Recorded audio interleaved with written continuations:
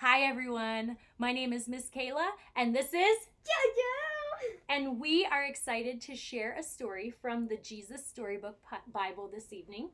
We are reading God Makes a Way, which is Moses and the Red Sea from Exodus 14 and 15.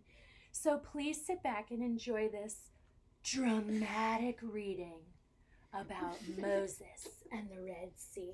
Are you ready, JoJo? Yes. All right, here we go. Moses and God's people escaped out of Egypt and into the wilderness.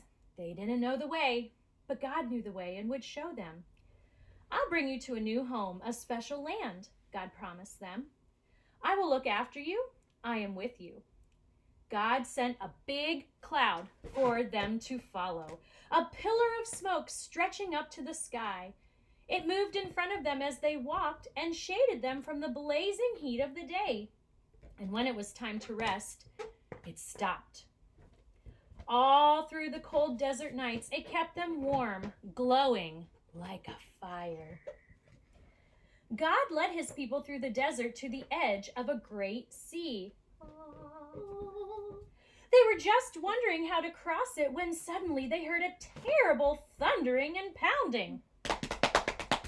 It almost sounded like horses' hooves.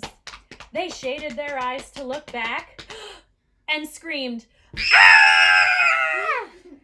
It was! Pharaoh and his army were coming to get them! Pharaoh had changed his mind again.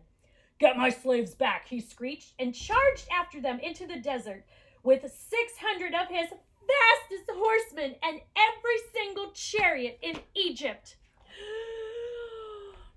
What were God's people going to do? In front of them was a big sea. It was so big, there was no way around it. There was no way through it. It was too deep. They didn't have any boats, so they couldn't sail across it. And they couldn't swim across it because it was too far and they would drown.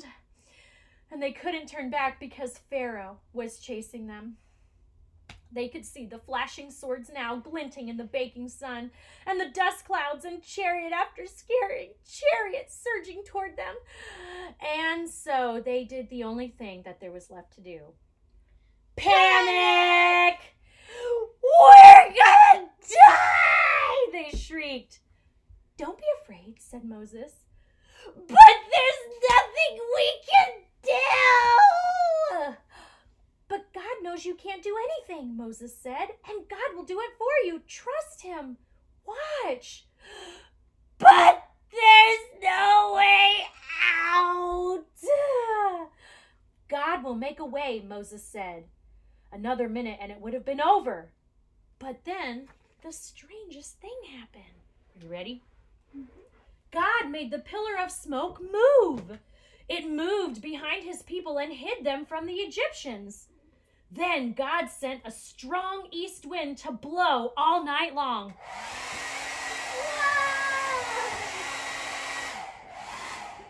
It blew the water of the big sea. It blew it to the left and it blew it to the right until it blew it into two towering walls of water. And there, right through the middle, a muddy pathway opened up. And God's people walked across on dry land. Are you ready? Yeah. When the Egyptians tried to follow, the walls of the water crashed back down on them and swallowed them up. God's people were safe. They danced and laughed and sang and thanked God. Where there had been no way out, God had made a way. Now, JoJo, many years later, once again, God was going to make a way where there was no way.